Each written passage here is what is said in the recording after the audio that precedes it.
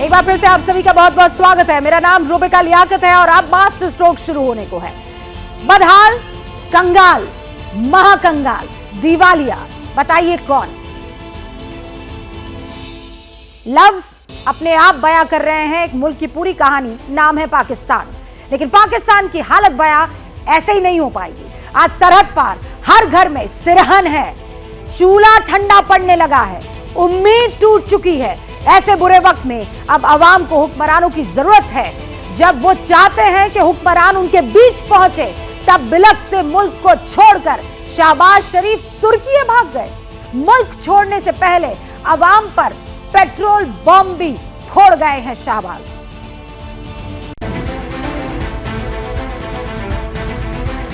ख्वाब टूटने की आवाज नहीं आती, निकलती है तो सिर्फ आहें। कुछ हाथ में बचता है तो सिर्फ मायूसी। नए पाकिस्तान के ख्वाब की धज्जियां शहबाज सरकार के पेट्रोल बम ने उड़ाई तो पाकिस्तान बिलबिला उठा, क्योंकि पाकिस्तान में पेट्रोल ट्रिपल सेंचुरी लगाने वाला है। महंगाई के सताए आवाम के लिए बुरी खबर। हुकूमत ने पेट्रोलियम मसनूआत की कीमतों में इजाफा कर दिया। पेट्रोल की कीमत में 22 रुपए 20 पैसे इजाफा। पेट्रोल की नई कीमत 272 रुपए फी लीटर हो गई। डीजल की कीमत में 17 रुपए 20 पैसे इजाफा। डीजल की नई कीमत 280 रुपए फी लीटर हो गई। जरा सोचिए, जो मुल्क पहले ही बूंद बूंद तेल के लिए भटक रहा हो, उस पर पेट्रोल बम फोड़ना कितना जायज है? हालात बद से बदतर हैं, जो और भयानक होने वाले हैं। रात के अंधेरे में पेट्रोल पंप गिराते हैं हर दफा, कभी 30 रुपए, कभी 20 रुपए, कभी 50 रुपए। अब मैं ये समझता हूँ कि लोग इस वक्त इस कदर लोग परेशान हैं कि लोग अपने आप को आग लगाएंगे और पेट्रोल डोज के अंदर घुस जाएंगे। राहत पाकिस्तान के लिए उस हसीन ख्वाब की तरह है जो कभी मुकम्मल नहीं होगा। इस पर पाकिस्तान आहें ना भरे तो बताइए क्या करे? पब्लिक के लिए कोई रिलीफ है नहीं। जो रिलीफ है वो सब कुछ वापस ले रहे हैं और इसको बिल्कुल पाकिस्तान को अंधेरे में डाल दिया है। गरीब आदमी क्या करेगा? गरीब आदमी ये मुल्क छोड़ के जाएगा अगर उसके पास कुछ पैसा वैसा है तो। IMF से मुआहिदा करके ना हमारे ऊपर एहसान ना करो, हमें वो चीज दो जो अवाम की जरूरत है। कंगाली का आलम यह है कि जो कभी करोड़पति हुआ करते थे, शरीफ सरकार उन्हें चंद महीनों के अंदर रोडपति बना चुकी है। ऐसे बच्चे ने चोर बनना, ऐसे बच्चे ने नशेई बनना। जगह दे खड़े एक करोड़पति बंदे सी जेडे आज कखपति होए ने। ना कहाँ पर 150 रुपया लीटर पेट्रोल था, 285 हो गया। ना पेट्रोल मिलता है, ना आटा मिलता है, ना घी मिलता है। सस्ता कुछ नहीं है पाकिस्तान में। यहाँ हवा और खाने पर भी टैक्स लग रहा है। रहा सवाल अवाम की सांसों का, तो वो नालायक हुकूमत छीन कर ही चैन लेगी। क्या कहते हैं, जो पेट्रोल की कीमत में बड़ा इजाफा किया गया है, 22 रुपए 20 पैसे 272 रुपये हो गया। कहाँ 150 रुपये हुआ करता था एक वक्त में। भाईजान इन्होंने कर्जे जो ले लिए, जो कर्जे खुद ही खाते हैं ये, अवाम को तो महंगाई मिलती है। साफ है, अब पाकिस्तान का बंटाधार होने से कोई नहीं रोक सकता। जनता के विरोध में अगर डिसीजन लेंगे, अक्सर पाकिस्तान रात के अंधेरे में इसी तरीके के डिसीजन लेते हैं। ये भूल जाते हैं कि लौट कर आएगा ये डिसीजन। वैसे अपनी रियासत को उल्लू बनाने में पाकिस्तानी हुक्मरान अव्वल है, ये आप जानते हैं। रात में कंगाल पाकिस्तान की पीठ पर महंगाई का बोझ लादकर शहबाज शरीफ तुर्की रवाना हो गए। बजाय अवाम का दर्द बांटने के, शरीफ तुर्की का दर्द बांटने निकल गए हैं। इससे बड़ा मजाक बताइए अवाम के साथ और क्या हो सकता है? मजाक ही तो है जिसके गम में पूरा पाकिस्तान डूबा है। मजाक ही तो है जो शरीफ साहब भूख से बिलखती आवाम पर पेट्रोल बम फोड़कर तुर्की के दर्द की नब्ज टटोलने निकल पड़े हैं। वज़ीर-ए-आज़म शहबाज शरीफ लाहौर से तुर्किया के लिए रवाना। वज़ीर-ए-आज़म शहबाज शरीफ तुर्किया के सदर से मुलाकात करेंगे। वज़ीर-ए-आज़म तुर्किया के अवाम के साथ इजहार यकजहती करेंगे। महंगाई का महाविस्फोट कर शहबाज शरीफ तुर्की का सपोर्ट लेने निकले तो चुटकी ex prime minister Imran Khan ने भी ली। इस मुनादी के साथ किया पाकिस्तान का हाफिज अल्लाह ही है। तो आज हालात हैं, इसके अंदर अगर हम ये समझ रहे हैं कि IMF के हम ये बातचीत मान जाएंगे, उससे मुल्क ठीक हो जाएगा, इस खुशफहमी में कोई ना रहे, क्योंकि जो मुश्किल हालात अब ये मजीद और बिगड़ेंगे। शहबाज सरकार ने सिर्फ तेल में ही आग नहीं लगाई। तुर्की जाने से पहले पाकिस्तान की बिजली, गैस, आटा, घी सब पर पेट्रोल छिड़क दिया है। और उसके ऊपर जो मायदा हुआ है, तो जो कीमतें बढ़ी हैं बिजली की और गैस की, तो आम आदमी तो पिस रहा है। 400 रुपये दिहाड़ी है हमारी, कहाँ जाए बताए? रोना आ रहा है खुदा की कसम, आटे के लिए लाइन लगी हुई है। अवाम को महंगाई मौत जैसी लग रही है, लिहाजा पाकिस्तान से तौबा कर अवाम मुल्क से भागने पर आमादा है। जितनी मर्जी चीजें महंगी होती रही, उन्होंने तो इस मुल्क में रहना ही नहीं है, ना वो रहने के लिए आए हैं। महंगाई की बात करें तो गरीब तो वैसे ही मर गया, उसकी जंग चल रही है आटे के साथ। खुदारा कुछ खुदा का भी खौफ करें, इतना सारा आप खा के पी के बैठे हैं, अब भी कुछ इतना करें कि बच्चों गरीबों के लिए तो कुछ होना चाहिए। पाकिस्तान के हर घर में दर्द के ऐसे ही किस्से दिख रहे हैं। हर घर में कमोबेश हालात ऐसे ही है। गरीबों के बच्चे रात को भूखे सो रहे हैं, तुम्हारे बच्चे फुटपाथों पे भूखे सोए, तुम्हें पता चले। ये भी जालिम है, तो सब हुकूमत जो भी आता है वो जालिम बन जाता है। ये कहेंगे जे ये नया हुकूमत है, ये चोर है, सब चोर है, मौलाना फजल रहमान के साथ।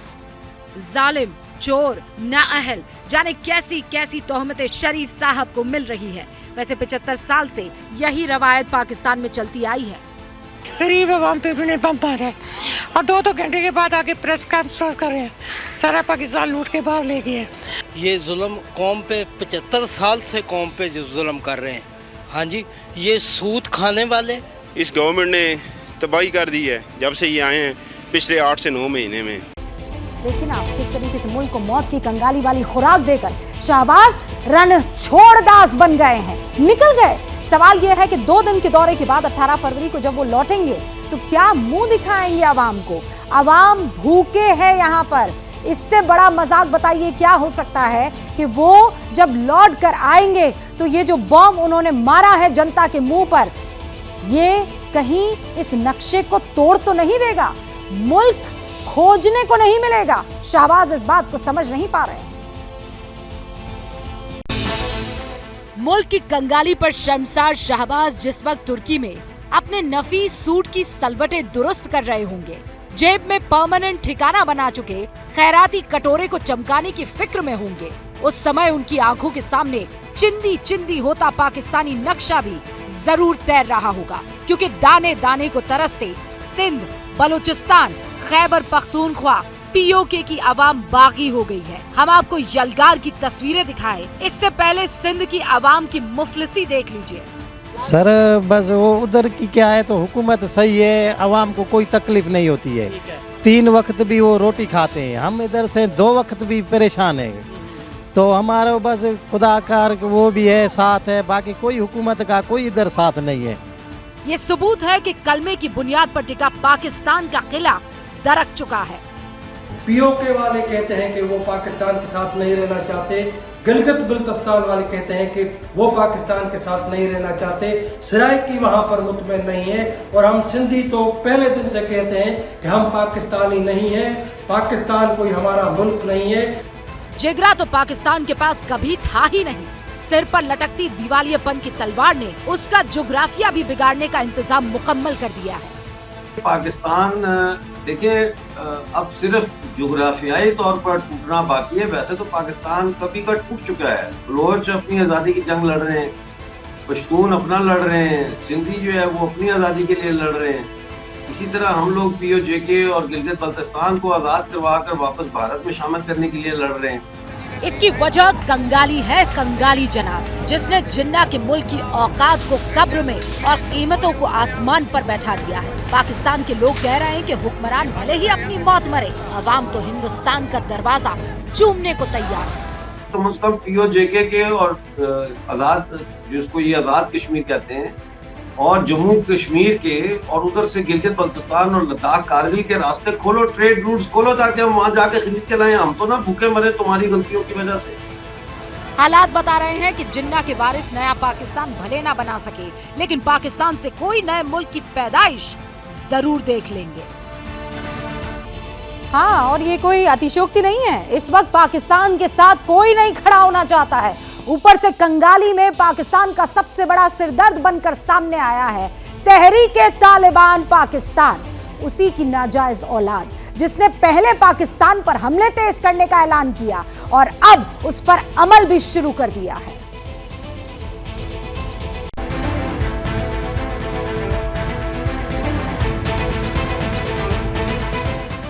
और जफर एक्सप्रेस में धमाके के साथ एक बार फिर मुनादी कर दी कि वो पूरे पाकिस्तान को ट्रेन के इसी डब्बे जैसा बना देंगे। पेशावर से क्वेटा जा रही जफर एक्सप्रेस में जिस वक्त ब्लास्ट हुआ, वो चिचावतनी रेलवे स्टेशन पार कर रही थी। चिचावतनी में क्वेटा से जाने वाली ट्रेन जाफर एक्सप्रेस में धमाका हुआ है, जिसके नतीजे में 2 खवातीन जाम बहक, 6 खवातीन समेत 8 मुसाफिर जख्मी हो गए। रेलवे जराये का कहना है कि धमाका इकोनॉमी क्लास की बुग्गी नंबर 6 के वाशरूम में हुआ था। धमाके की जिम्मेदारी ली है पाकिस्तान की पैदावार टीटीपी ने, जिसने पिछले ही महीने पेशावर में सुसाइड ब्लास्ट कर 100 से ज्यादा लोगों को कत्ल कर दिया था। अब पाकिस्तान के ही लोग कह रहे हैं कि बोया हुकूमत ने काट अवाम रही है। यही तालिबान पहले हीरो थे और हीरो से बाद में वक्त गुजरने के साथ साथ जब गुजरा और मुशर्रफ का दौर आया तो ये ज़ीरो हो गए। यही पहले मुजाहिदीन थे और यही बाद में क्या हो गए, दहशतगर्द हो गए। सवाल ये पैदा होता है कि इनको मुजाहिदीन बनाने वाले और बाद में इनको दहशतगर्द बनाने वाले कौन है? जवाब बेहद सीधा है। पाकिस्तान के हुक्मरानों ने ही टीटीपी पाला, लेकिन जब तक खतरा समझ में आया टीटीपी हाथ से बाहर निकल गया था। इसमें अगर आप देखें तो पिछले 1.5 से 2 साल में जो पाकिस्तान के अंदर हर साइड से पॉलिटिकल इंस्टेबिलिटी रही, आपकी करेंसी की इंस्टेबिलिटी रही और काफ़ी चीज़ों की इंस्टेबिलिटी रही, जो कि एक वन ऑफ द रीजंस है जो कि मुल्क दुश्मन अनासर को प्रमोट करता है। एक अफ़गानिस्तान के साथ हमारे क्लैशेस रहे काफ़ी ज़्यादा। तरीके तालिबान पाकिस्तान अफ़गानिस्तान से ऑपरेट करती रही, जिसने पाकिस्तान को बहुत नुकसान पहुँचाया। टीटीपी तालिबान का पाकिस्तानी एडिशन है जो अफगान तालिबान से हाथ मिलाकर जिन्ना के मुल्क पर कब्जे की तैयारी में है। इससे बौखलाकर पाकिस्तान ने अफगानिस्तान को एयर स्ट्राइक की धमकी भी दी है। लेकिन सवाल ये है, क्या शहबाज की निकम्मी हुकूमत में इसकी कुव्वत है? मुनीर खैरात मांगेंगे या मैदान में डटे रहेंगे? रिएक्शन तो आएगा, रद्द-ए-अमल तो आएगा, सख्त आएगा, क्योंकि अफगानिस्तान में इस वक्त वो पुराना वाला निज़ाम तो नहीं है कि पार्लियामेंट हो, एक नेशनल आर्मी हो, एक निज़ाम हो और आप अफगानिस्तान के दरमियान जो एक डायलॉग का मैकेनिज्म था वो हो, वो तो नहीं रहा। तालिबान मेरी नज़र में उस तरह रिएक्ट करेंगे जिस तरह के चमन में किया था, हालांकि चमन में बिल्कुल एक अलग मौजूद था। लेकिन पाकिस्तान ने अगर टीटीपी के बहाने तालिबान से भिड़ने की सोची भी तो मामला बड़ा हो जाएगा और पाकिस्तान खाक में मिल जाएगा, क्योंकि जिसके पास खाने के दाने नहीं है वो जंग कहां से लड़ पाएगा। अरे आप अफगानिस्तान छोड़िए, पाकिस्तान किसी से जंग नहीं लड़ पाएगा क्योंकि उसकी आर्मी को करप्शन के जंग ने खोखला कर दिया है। हालात अब ये हो गए हैं कि आज खुद पाकिस्तान के लोग इंडियन आर्मी की तारीफ कर रहे हैं। हाँ, सही सुन रहे हैं आप, अपने मुल्क की आर्मी की टोपी उछाल रहे हैं। वैसे जिन्ना के मुल्क में यही होगा। लेकिन इन दिनों पाकिस्तान में वही सब तो हो रहा है जो पहले कभी नहीं हुआ। लोग हिंदुस्तान की आर्मी चीफ की तारीफ कर रहे हैं और जिन्ना लैंड की तकदीर चमकाने के नाम पर तिजोरी भरने वाले जनरल्स को आईना दिखा रहे हैं। पाकिस्तानी सेनेटर आजम सवाती ने भारत के आर्मी चीफ मनोज पांडे की ईमानदारी की तारीफ की है और भारतीय आर्मी चीफ मनोज पांडे और पाकिस्तान के ex army chief Qamar Javed Bajwa के असासों का मुआवजा करते हुए ये सवाल किया है कि कमर जावेद बाजवा ने अपने दौरे हुकूमत में अरबों के असासे कैसे बनाए, जबकि Indian army chief Manoj Pande के पास जो असासे हैं उनकी कुल मालियत 29 लाख है। अब दिखाते हैं आपको इमरान खान की पार्टी के सांसद आजम स्वाति का वो बयान और सवाल जिस पर पाकिस्तान में उबाल है। इस वक्त जो आर्मी चीफ है 7 गुना बड़ी अफवाज का जो अप्रैल के अंदर मुकर्रर किया, जिसका नाम है जनरल पांडे, उसकी टोटल मालियत और मेरे फौज के बहादुर जर्नेलों और बहादुर अफवाज के जवानों, सुन लो कि उसकी टोटल मालियत 29 लाख रुपया है। और जब बाजवा को पकड़ा जाता है, कौन पकड़ता है? मैं और आप पकड़ेंगे इंशाल्लाह। उससे पूछा जाता है कि अरबों रुपया किधर आया, तो एहतियार के लोगों को लटकाया जाता है। जिस तरह आजम सवाती ने कहा कि तुमने 16 अरब रुपया जो मेरे मुल्क का NRO2 में गया, क्या तुमने करप्शन की इजाजत दे दी गई है? आजम स्वाति ने बाजवा को बेनकाब करने के लिए जैसे ही इंडियन आर्मी चीफ की ईमानदारी की मिसाल दी, अवाम की जुबान भी खुल गई। वो अगर तारीफ कर रहे हैं ना इंडियन की, तो मैं कहता हूँ कि वो बिल्कुल ठीक कर रहे हैं। इंडिया आर्मी की तारीफ ही कर सकते हैं, पाकिस्तान आर्मी की तो बिल्कुल तारीफ के काबिल नहीं है जी। जैसे आपके जनरल जाते हैं यहाँ से, चीफ ऑफ आर्मी स्टाफ जाते हैं जी, आपके तो असासे शो कराने की जरूरत ही नहीं है उन्हें, वो जाके वहाँ पूरा आइलैंड खरीद लेते हैं। दरअसल जिन्ना के मुल्क में फौज तख्त पर रहे या तख्त के नीचे, हुकूमत की कमान उसी के हाथ में होती है। इसीलिए पाकिस्तान की कंगाली के लिए लोग आर्मी को बराबर का गुनहगार मान रहे हैं। बजट इनके पास जाता है क्यों? सिर्फ कश्मीर के लिए। 75 साल से एक ही टोपी बनाई जा रहे हैं कि हमने जो है कश्मीर जा, इंडिया से निकल जा। बस जो भी है सारा कुछ है वो सारी बातें जो उनकी ना सारी हमें टोपियां पहनाई जा रही हैं हमें। पाकिस्तान में आर्मी ने वैसे तो खुदा के बाद अपना नंबर फिक्स कर लिया था, लेकिन कंगाली की मूसलाधार बरसात ने इस बार उसकी कलाई उतार दी है। पाकिस्तान की हालत देखकर जनता का गुस्सा हाई है, एकदम टॉप लेवल पर है। गुस्से का ज्वालामुखी किसी भी वक्त फट सकता है, लेकिन एक ऐसा ज्वालामुखी भी है जो हकीकत में एक्टिव हो चुका है। अमेरिका के हवाई आइलैंड के इस वॉल्केनो को देखिए, आग उगल रहा है, इसे लेकर खतरे का सिग्नल ऑन हो चुका है। जमीन के अंदर किस तरह की हलचल होती है, कितनी एनर्जी होती है और ये ऊर्जा किस रूप में बाहर आती है, इसका सबसे नया सबूत इन तस्वीरों के जरिए सामने आया। अमेरिका के हवाई में 4.8 तीव्रता के भूकंप ने ज्वालामुखी को जगा दिया। एक बार फिर जमीन सुलगी, लावा भड़का, ऐसा लगा जैसे आग के शोले धधक उठे हैं। असल में 5 जनवरी से हवाई का किलुआ ज्वालामुखी एक्टिव है। शुरुआत में इसने जमकर आग उगली, लेकिन फिर शांत हो गया। लेकिन इस बार दुनिया का ये सबसे अनप्रेडिक्टेड वॉल्केनो लावा उगलने लगा। हालांकि एक्सपर्ट्स इस पर लगातार नजर बनाए हुए हैं। आसपास के लोगों के लिए फिलहाल कोई अलर्ट जारी नहीं किया गया है, लेकिन इतना जरूर है कि लोगों को लावा के धुएं से बचने की सलाह दे दी गई है। हालांकि इस दौरान मौसम विभाग ने हवाई आइलैंड के कुछ इलाकों के लिए तूफान की आशंका जाहिर की है। नेशनल वेदर सर्विस का कहना है कि आने वाले 2 दिनों में ये पूरा इलाका किसी विंटर वंडरलैंड की तरह नजर आने वाला है, जबकि दूसरी तरफ बाढ़ और बारिश भी लोगों की मुसीबत बढ़ा सकती है। यूएस जियोलॉजिकल सर्वे के मुताबिक कुदरत का ये डबल प्रहार एक अनोखा नजारा तैयार कर सकता है, जिसमें ज्वालामुखी से निकलने वाले लावे के ऊपर बर्फ की चादर दिखाई दे सकती है। यानी हवाई के हालिमाउमा यू क्रेटर में फायर एंड आइस का कॉम्बिनेशन दिखाई दे सकता है।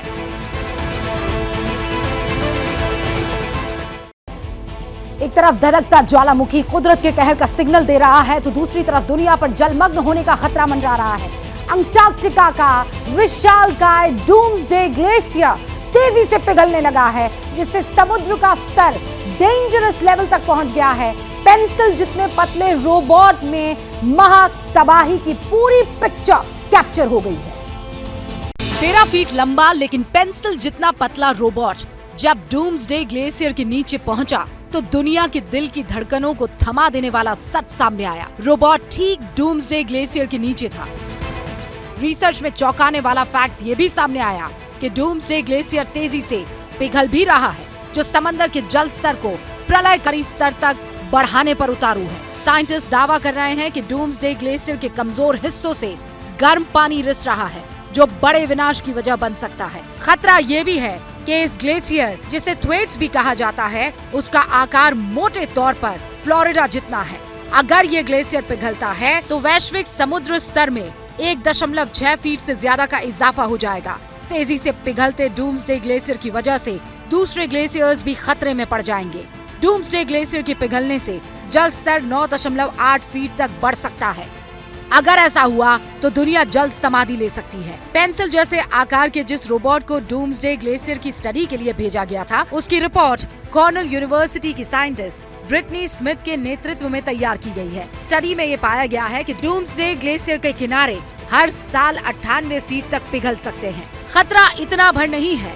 थ्वेट्स यानी डूम्सडे ग्लेशियर के किनारे तेजी से टूटकर बिखर रहे हैं। ये सब आइस फिन रोबोट की मदद से मुमकिन हो पाया है। रोबोट के जरिए साइंटिस्ट डूम्सडे ग्लेशियर के 1925 फीट गहरे छेद के नीचे पहुंच गए और ये पाया कि डूम्सडे ग्लेशियर की निचली परत तेजी से टूट रही है, जो दुनिया के लिए खतरे की घंटी है। एक तरफ ये खतरे की घंटी, दूसरी तरफ विनाश की आशंकाओं को हवा दे रही एक और खबर आई है। इंसानी आबादी पर एक और खतरा मंडरा रहा है। अमेरिका के एक्सपर्ट्स ये कह रहे हैं कि कोरोना के बाद एक और महामारी दुनिया को किसी भी वक्त अपनी चपेट में ले सकती है। ऐसा इसलिए क्योंकि पक्षियों में मौजूद वायरस अब इंसानों को भी बीमार बनाने लगा है, जिसे आम भाषा में बर्ड फ्लू भी कहा जाता है। वो अब दुनिया के कोने कोने में फैलने लगा है। एक नई रिपोर्ट में खुलासा हुआ है कि अमेरिका से लेकर ब्रिटेन, फ्रांस और जापान में बर्ड फ्लू की वजह से कई पक्षियों की जान चली गई है। अकेले अमेरिका में बर्ड फ्लू के चलते करीब 6 करोड़ बर्ड्स मर चुकी है। इनमें ज्यादातर मुर्गियां शामिल हैं। इसी पैटर्न को देखते हुए एक्सपर्ट्स कह रहे हैं कि अब धीरे धीरे H5N1 का दायरा बढ़ रहा है और ये बीमारी अब पूरे साल बनी रह सकती है। माइग्रेटरी बर्ड से फैलने वाली ये बीमारी अब इक्वाडोर, पेरू और बोलीविया जैसे साउथ अमेरिकी नेशंस तक पहुंच चुकी है। WHO के मुताबिक जनवरी के महीने में इक्वाडोर में बर्ड फ्लू की वजह से एक लड़की की मौत भी हो गई। अमेरिका के एपिडेमियोलॉजिस्ट एरिक फीगल-डिंग ने डराने वाली हालत की आशंका जताई है।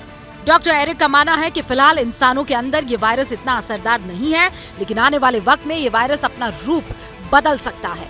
बताया ये जा रहा है कि ये वायरस जमीन और समंदर में रहने वाले मैमल्स के साथ भालू, लोमड़ी, व्हेल और सील को भी शिकार बना रहा है। इसी वजह से डर है कि कहीं अगला नंबर इंसान का तो नहीं होगा। एक डेटा के मुताबिक साल 2003 से 2022 तक इंसानों में बर्ड फ्लू के 868 मामले सामने आए हैं। परेशानी की बात यह है कि इनमें से 457 लोगों की मौत हो गई, यानी मृत्यु दर 53% है। 2021 के बाद से 60 देशों में बर्ड फ्लू के खौफ के चलते मुर्गियों का मरना शुरू हो गया है। WHO का कहना है कि फिलहाल इंसानों में इस वायरस का रिस्क बहुत कम है। कुछ एक्सपर्ट्स का मानना है कि ये वायरस फिलहाल कैंडी स्टोर में मौजूद एक बच्चे की तरह है, लेकिन वक्त के साथ ये वायरस मजबूत हो सकता है, इसीलिए और ज्यादा सावधान रहने की जरूरत है। ये भी कहा जा रहा है कि वायरस का प्रकोप नॉर्थ और साउथ अमेरिका के अलावा यूरोप, एशिया और अफ्रीका में बढ़ चुका है। लेकिन जहां तक ऑस्ट्रेलिया और न्यूजीलैंड जैसे ओशियानिक देशों की बात है तो वहां पर अभी इस वायरस को लेकर इतनी हलचल नहीं है, लेकिन इतना जरूर है न्यूजीलैंड में कुदरत का कहर बरपा है। तूफान और भूकंप के बाद तबाही के चलते हालात बद से बदतर हो चुके हैं और इसकी गवाही ये तस्वीरें दे रही है। जहां तक नजर जाएगी वहां सिर्फ पानी का प्रलय नजर आएगा। रोड से लेकर खेत खलिहान और घर से लेकर दूसरी इमारतों पर ताबड़तोड़ जल प्रहार हुआ। तूफानी हवाओं के साथ बारिश और बाढ़ ने न्यूजीलैंड के कई इलाकों पर स्पीड ब्रेकर लगा दिया। साइक्लोन गैब्रियल की वजह से ऑकलैंड के साथ नदर्न न्यूजीलैंड में कई जगह बेहिसाब बर्बादी दिखाई दी। बारिश ने ऊंचे ऊंचे पहाड़ों को भी दरकने पर मजबूर कर दिया। जानकारी के मुताबिक इस तूफान की वजह से कम 5 लोगों की मौत हो गई। कुछ लोग अभी भी लापता हैं। सोमवार को साइक्लोन गैब्रियल ने न्यूजीलैंड के कोस्टल इलाकों में दस्तक दी थी, जिसकी वजह से 50 लाख की आबादी वाला देश घुटनों के बल आ गया। खुद न्यूजीलैंड की सरकार के मुताबिक ऐसी तबाही और ऐसा विनाश दशकों के बाद दिख रहा है। There are still people for whom the police hold grave concerns, and we do need to be prepared for the likelihood that there will be more fatalities. Auckland emergency management के मुताबिक अब भी कई जगह हालात बहुत खराब हैं। लोगों को सेफ जोन की तरफ लगातार एयरलिफ्ट किया जा रहा है। कई जगह कम्युनिटी किचन शुरू हो चुका है। आपको ये जानना चाहिए कि तूफान की वजह से न्यूजीलैंड में नेशनल इमरजेंसी डिक्लेयर कर दी गई है। इसके बाद अब राहत और बचाव का काम तेज हो गया है। न्यूजीलैंड कुदरत का कहर झेल रहा है, लेकिन कश्मीर में कुदरत के रंग का जरा हट के एक मुजाहरा पेश हुआ है। राहुल गांधी लुत्फ उठाने के लिए बर्फ का पहुंच गए हैं कश्मीर। वैसे तो राहुल यहां वेकेशन पर है, लेकिन गुलमर्ग में उन्हें स्कीइंग वाले वीडियोस जो हैं इस वक्त खूब सर्कुलेट हो रहे हैं। मंझे हुए स्कीयर जैसी स्कीइंग, करतब ऐसे जो देखने वालों के होश उड़ा दे।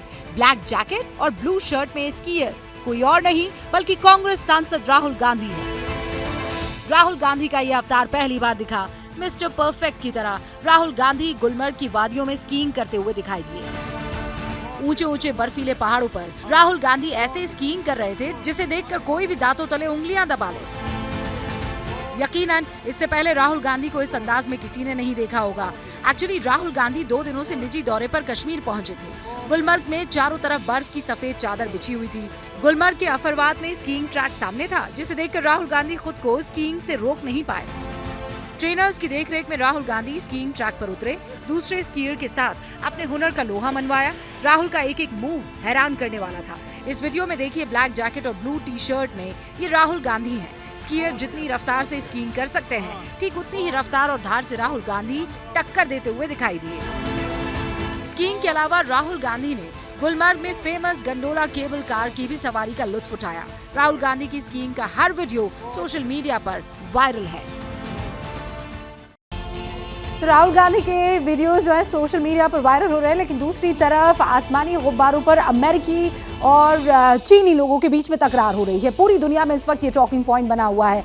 चीन ने तो सीधे तौर पर अंजाम भुगतने की धमकी तक दे दी है। लेकिन अमेरिका की तरफ से भी जबरदस्त काउंटर अटैक आया। वॉशिंगटन पोस्ट में अमेरिका के टॉप सोर्सेज की तरफ से चौंकाने वाला दावा किया गया है। कहा गया है जो गुब्बारे मोंटाना और साउथ कैरोलिना के ऊपर उड़ रहे थे, जिन्हें चीन मौसम की जानकारी इकट्ठा करने वाला फ्लाइंग ऑब्जेक्ट बता रहा था, असल में चाइनीज मिलिट्री के जासूस थे। अमेरिका ने ही बताया कि इस गुब्बारे को चीन के हैनान द्वीप में मौजूद एक मिलिट्री बेस से चीनी सेना ऑपरेट कर रही थी। हैनान को अमेरिका का हवाई द्वीप जैसा ही माना जाता है। दोनों में काफी समानताएं हैं, क्योंकि यह अमेरिका के हवाई की तरह चीन का भी एक मिलिट्री बेस है। गौर करने वाली बात यह है कि इस दावे को लेकर सोशल मीडिया पर एक वीडियो भी फ्लोट हुआ है, जिसमें गुब्बारे के अंदर साफ तौर पर कैमरा लगा दिखाई दे रहा है। एक अमेरिकी डिफेंस एक्सपर्ट ने ये वीडियो जारी किया। इसके मुताबिक स्पाई बैलून में लेजर टेक्निक, सोलर पैनल के साथ ऑस्किलेटिंग कैमरा मौजूद था। इसी वीडियो में गुब्बारे के अंदर कुछ एंटीना भी दिखाई दे रहे थे। हालांकि चीन का कहना है अमेरिका इस मामले को बेवजह तूल दे रहा है, और अगर उसका यही रवैया जारी रहा तो फिर चीन और अमेरिका के रिश्तों में जो कड़वाहट आएगी उसकी जिम्मेदारी अमेरिका की ही होगी। जहां तक चीन के एरियल ऑब्जेक्ट के अमेरिकी सीमा में दाखिल होने का सवाल है, तो इसे सिर्फ एक दुर्घटना कहा जा सकता है, लेकिन ये घटना अमेरिका और चीन के बीच संबंधों में स्थिरता, दोनों देशों के बीच में रिश्तों में ठहराव के लिहाज से भी काफी महत्वपूर्ण है। जब अमेरिका चीन से बात करना चाहता है तो ऐसे में टकराव बढ़ाना नहीं चाहिए। असल में पिछले कुछ दिनों से चाइनीज गुब्बारों ने दुनिया भर में तहलका मचाया है। अमेरिका इन्हें स्पाई बैलून कह रहा है, और उसका तो ये भी कहना है चीन ने अमेरिका के अलावा कई और मुल्कों की जासूसी इन्हीं गुब्बारों के जरिए कराई। हालांकि इसी बीच जापान ने भी कह दिया कि उसने भी एक अनआइडेंटिफाइड गुब्बारे को अपनी सीमा में देखा है। लेकिन क्या ये स्पाई बलून्स रूस और यूक्रेन की जंग का कोर्स भी चेंज कर सकते हैं? ये सवाल इसलिए क्योंकि ऐसे फ्लाइंग ऑब्जेक्ट्स अब वॉर जोन में भी एंट्री कर चुके हैं। रूस और यूक्रेन अब मिसाइल और टैंक्स की नहीं बल्कि बलून्स को लेकर नए टकराव की तैयारी शुरू कर चुके हैं। क्या रूस और यूक्रेन के बीच जंग का सीन बदल गया है? अब हथियारों की जगह गुब्बारों से बारूदी गदर लिखने की तैयारी है। सवाल इंटरेस्टिंग है लेकिन वाजिब भी है, क्योंकि रूस यूक्रेन जंग को जब 1 साल होने वाला है तब इस वॉर को लेकर नई स्ट्रैटेजी दिखाई दी। यूक्रेन का दावा है कि उसने रूस के 6 बलून को मार गिराया। यूक्रेन आर्मी के मुताबिक रूस के ये 6 बलून्स यूक्रेन की राजधानी कीव में दिखाई दिए थे। बलून की जानकारी मिलते ही नया अलर्ट जारी कर दिया गया। यूक्रेन की एयरफोर्स ने दावा किया कि रशिया के ये बलून्स यूक्रेन की एयर पावर की सर्विलांस यानी जासूसी के लिए आए थे। इन बलून्स में कॉर्नर रिफ्लेक्टर और रिकॉन सेंसर होने का दावा किया गया, जिसके बाद इन्हें हवा में ही ढेर कर दिया गया। यूक्रेन और रूस के बीच इस बार एयर सुपीरियरिटी को लेकर जंग चल रही है। रूस के पास ईरानी ड्रोन्स की ताकत है तो यूक्रेन के पास भी सुसाइड ड्रोन्स के अलावा अटैकिंग ड्रोन्स मौजूद है। लेकिन यूक्रेन का दावा है कि रूस अब बलून के जरिए यूक्रेन के एयर डिफेंस की टोह लेकर उसके खिलाफ नई स्ट्रैटेजी बनाना चाहता है। अब हमारा दुश्मन गुब्बारों का इस्तेमाल कर रहा है। ये ऐसे गुब्बारे हैं जिनमें मेटल का हिस्सा लगा हुआ है। हमारी एयरफोर्स लगातार हवाई सीमा की निगरानी करती है। यूक्रेन बॉर्डर के आगे भी हमारी निगरानी जारी रहती है और कई बार रडार का इस्तेमाल करते हैं। ये नॉर्मल प्रैक्टिस है। कहा तो ये भी गया कि चूंकि रशिया के पास अब ड्रोन्स खत्म हो रहे हैं, इसीलिए वो अपने बचे हुए स्टॉक को बेहद सोच समझकर इस्तेमाल करना चाहता है। यही वजह है कि वो ध्यान डाइवर्ट करने के लिए बलून्स भेज रहा है ताकि यूक्रेन की एंटी एयरक्राफ्ट मिसाइल इन्हीं बलून्स पर खर्च कर दी जाए। गौर करने वाली बात यह है कि ये सारे डेवलपमेंट उस वक्त हो रहे हैं जब रूस ने मोल्डोवा के खिलाफ भी एग्रेशन दिखाना शुरू कर दिया है, और इसकी तस्दीक खुद मोल्डोवा की सरकार कर चुकी है। वहाँ सिक्योरिटी सिस्टम सुपर एक्टिव है। हालांकि मोल्डोवा की तरफ से भी कहा गया है कि रूस ने 2 दिन पहले ही अपने बलून्स को निगरानी के लिए भेजा था, जिसके बाद 1 घंटे तक एयर स्पेस बंद करना पड़ा था। नाटो मेंबर रोमानिया ने भी इसी तरह के फ्लाइंग ऑब्जेक्ट देने की बात कही। हालांकि रूस की तरफ से जंगी स्ट्रैटेजी में कोई बहुत ज्यादा बदलाव नहीं आया। जिस वक्त यूक्रेन कीव में गुब्बारे फोड़ रहा था, सो कॉल्ड स्पाई बलून पर एयर स्ट्राइक कर रहा था, उस दौरान पुतिन की आर्मी यूक्रेन में कहर बरपा रही थी।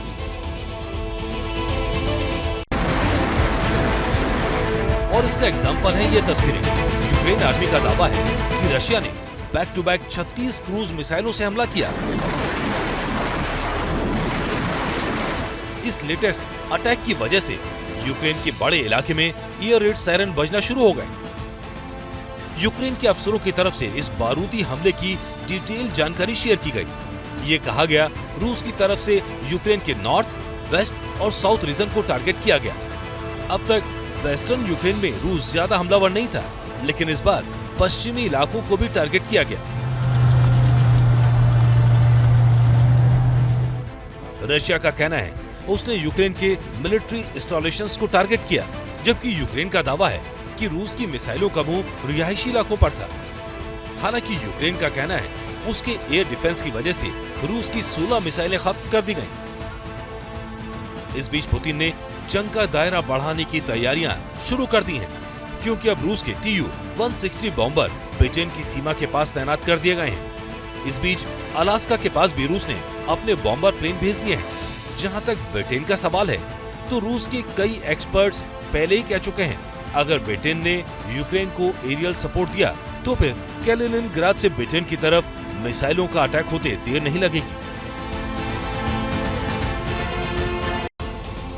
आपको पता है आज मध्य प्रदेश से एक खबर आई है इंटरेस्टिंग सी, जिसका ताल्लुक एक कथित करामाती रुद्राक्ष से जुड़ा हुआ है, जिसे पाने की हसरत में लाखों भक्त सड़कों पर उतर आए। भोपाल इंदौर नेशनल हाईवे पर जमकर बवाल हुआ, भगदड़ मची, कई लोग जख्मी हो गए, तबीयत खराब होने से एक महिला की मौत भी हो गई। करामाती रुद्राक्ष की चाह में मीलों लंबी कतार लगी है। भीड़ इतनी है कि हवा का ही दम घुट जाए। आस्था का ज्वार ऐसा जो विचलित कर दे। खौफनाक मंजर मध्य प्रदेश का सीहोर का है, जहां कथित चमत्कारी रुद्राक्ष की हसरत में 2 लाख से ज्यादा भक्त पहुंचे।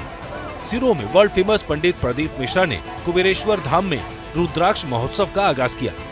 15 से 22 फरवरी तक यह कथित चमत्कारी रुद्राक्ष बांटे जाएंगे। इन रुद्राक्ष की चाहत में ही 19 से ज्यादा भक्त सीहोर पहुंचे।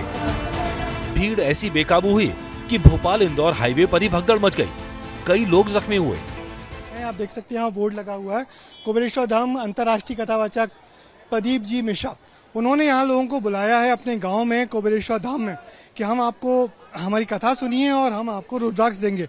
उनके बुलावे पे लाखों लोग यहाँ चले आए हैं। आप रास्ता देखिए, दोनों तरफ भीड़ ही भीड़ है। इसमें से बहुत सारी संख्या उन लोगों की है जो अंदर गाँव में जा ही नहीं पाए। अब ये भी जानिए कि आखिर रुद्राक्ष के लिए भीड़ बेकाबू क्यों हुई।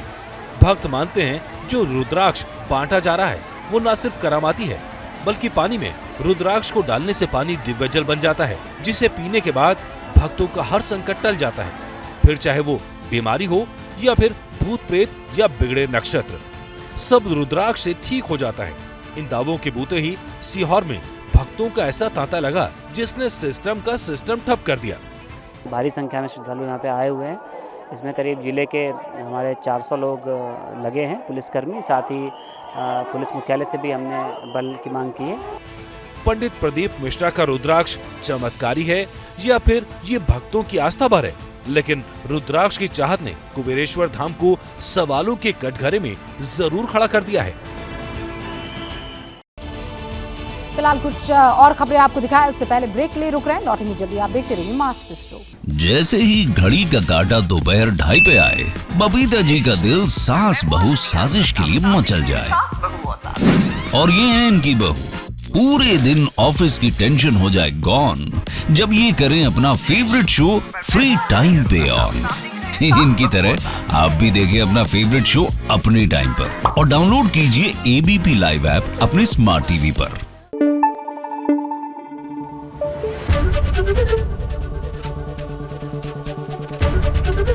ABP न्यूज आपको रखे आगे।